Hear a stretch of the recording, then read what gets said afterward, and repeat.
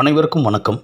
நீங்கள் நம்ம சேனலுக்கு புதுசுன்னா பக்கத்தில் இருக்கிற பெல் பட்டன் அமைத்தி சப்ஸ்கிரைப் பண்ணிக்கோங்க.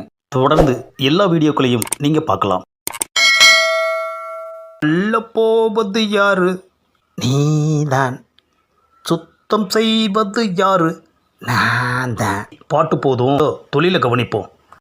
ஆரிய குத்தானாலும் காரியத்தில் கண்ணாதான்ப்பா இருக்க. எப்பா வேலைக்கு டைம் ஆச்சு, கிளம்புவோம். இன்றைக்கி டியூட்டியை முடிச்சுட்டு போய் என் லவ்வரை பார்க்கணும். பாவம் அந்த பொண்ணு, நீ நிஜமான டாக்டர் நினச்சி உன்னை டாவடிச்சிட்ருக்கு. நாம் அந்த டுபாக்கூர் ஆஸ்பத்திரியில் கிளீனிங் கான்ட்ராக்ட் எடுத்து வேலை செய்கிறது தெரிஞ்சா கதையே கந்தலாயிடும். நீ ஃபீல் பண்ணுறத பார்த்தா நீயே என்ன போட்டு கொடுத்துருவ போல இருக்கே. ஏப்பா என்னப்பா பொசுக்குன்னு இப்படி சொல்லிட்ட? நகமும் சதையுமா இருக்கும், ஒன்றை போய் போட்டு கொடுப்பனா? ஆமாம், இதில் யார் நகம் யார் சதை? ஏப்பா ஒரு பேச்சுக்கு சொன்னால் ஆராய்ச்சி பண்ணிக்கிட்டு இருக்க. இரு ஒரு நாளைக்கு உன் வாயில் குப்பையை அள்ளி போட்டால் தான் நீ இந்த மாதிரியெல்லாம் பேச மாட்ட. என்னது, என் வாயில் குப்பையை அள்ளி போட போறியா? ஏப்பா ஒருத்தன் வீட்டில் கழிவு நிறையே கொண்டு போய் கொட்டியிருக்கிறாங்க.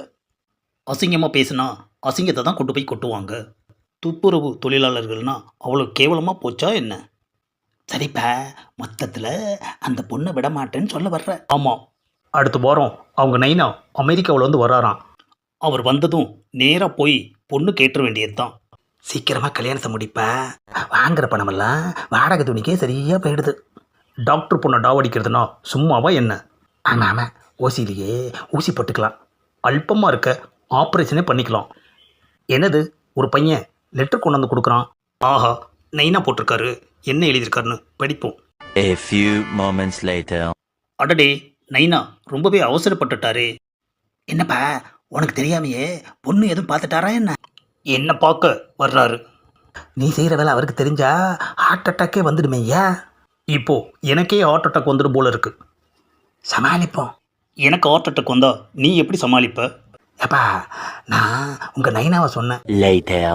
பையனோட வீட்டுக்கு வந்தாச்சு. என்னது இவ்வளோ நேரம் வரைக்கும் தூங்கிட்டு இருக்காங்க? எழுப்புவோம். தம்பி ராஜா, பேர் சொல்லி கூப்பிட்ட பல்ல உடைப்பேன்.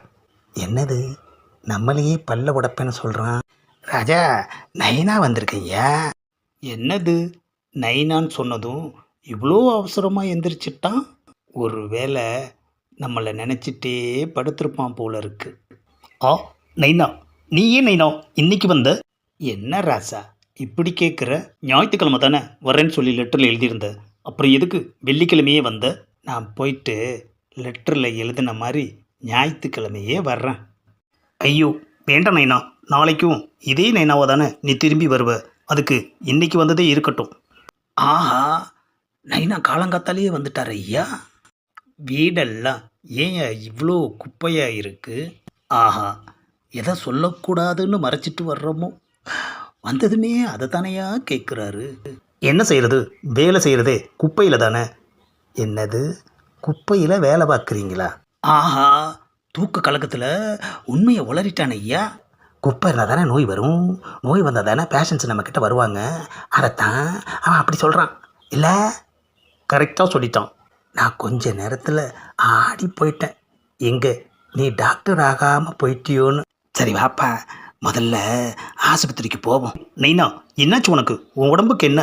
எனக்கு ஒன்றும் இல்லையா, நீங்கள் வேலை பார்க்குற ஆஸ்பத்திரிக்கு போகலான்னு சொன்னேன். ஆஹா, மனுஷன் வச்சாயா வெட்டு.